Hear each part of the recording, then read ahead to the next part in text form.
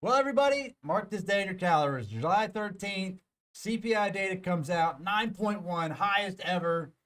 Annual inflation, 15%. Look, look around. Everything's high. It's so high. Gas, food, travel, life, everything's high. We are not surprised. If you watched any of my videos or any of the live streams, we are not surprised in the least bit. In fact, I still think that's probably low. I think it's probably still low. Honestly, where do these numbers come from? They're like, oh, men's t-shirts are up 0.3%. Get out of here with this mess.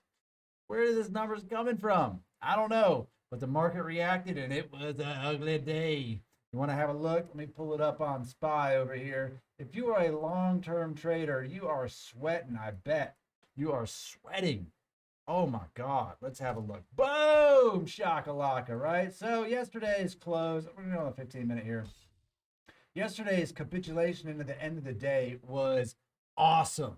It was awesomely impressive if you are a day trader or an options trader because you straight made money on puts. It was wild, right? Guys in the Discord, you can go back and watch the live from yesterday. It was insane right around this sell-off time here, roughly 2:30, straight into the bell. A little bounce up because obviously seriously oversold with that movement. And then we just kind of traded. And then it was like, oh, what's going to happen? Well, CPI came out today at 8:30, which means prior to the market opening, the CPI data comes out, and all the people in retail who don't have access to pre-market trading are going to get absolutely wrecked because institutions and market makers are going to sell off. That's what we're going to see. So what do we see? Oh, we saw a nice little spike up.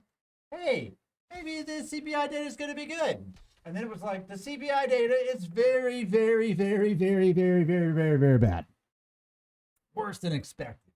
And smash. You saw a pre-market move. If I zoom in, 385 down to 373 on the SPY. That is huge. I don't know how else to explain it other than to say it's huge. It's a big move. Then when we see a little bit bought up and then market open, and we're like, is it going to rally? Because see, here's the thing. When certain stocks and certain indices get to a low level, there are going to be buyers who believe at a certain price point that is the good entry for them to go long. So there are going to be buyers after every big sell-off because it's a good time to reload. And honestly, if you're going to short something, it's a good time to restock the ammo and load it up to sell it off again. So what did we see? We saw SPY open up here at 375.10. We saw a nice move to the upside, little sell off, a nice move to the upside, all the way up to 381.92, which was the day's high. And then we saw some up, down, a little bit of consolidation, and then a sell off into the bell, putting us honestly not that bad. 378.83 at close. That's really not that big of a move based on such huge CPI data. We even saw yesterday's close a few times, which would lead you to believe that maybe they priced in yesterday a little bit of what the expectation was going into today's trading day.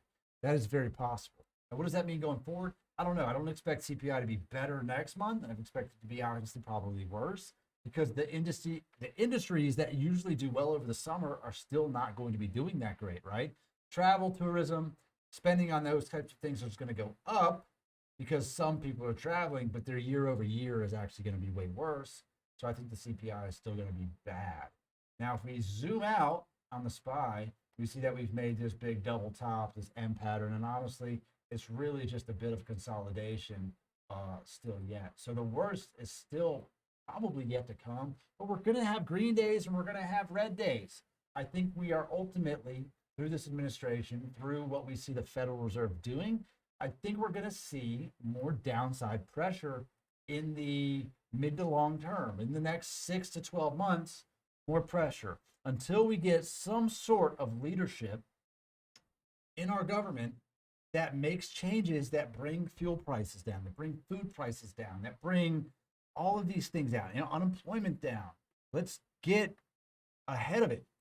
Until we can start making an uptrend on that, we're going to keep going down. Right now, they're talking a 50% chance that the Fed does a 1% rate hike next month, which would be huge.